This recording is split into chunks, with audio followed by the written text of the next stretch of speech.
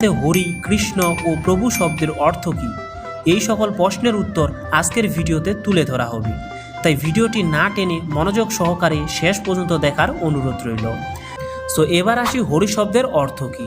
হরি কথাটির অর্থ হচ্ছে হরণ করা বা যিনি হরণ করেন, অর্থাৎ আমাদের জন্ম মৃত্যুর জরাবেধিময় মহাদুঃখ যিনি চিরতরে হরণ করে সচিদানন্দময় পরম গতি দান করেন, তিনিই হরি।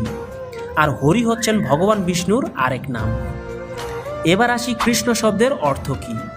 কৃষ্ণ শব্দটি কৃষ ধাতু থেকে এসেছে, যার অর্থ হচ্ছে আকর্ষণ করা বা সবাইকে টেনে নেওয়া, অর্থাৎ যে সত্তা মহাবিশ্বের সব কিছুকে নিজের দিকে আকর্ষণ করছে বা টানছে, তিনিই কৃষ্ণ।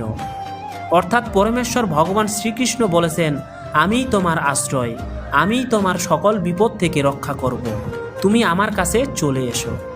সো এবার আসি প্রভু শব্দের অর্থ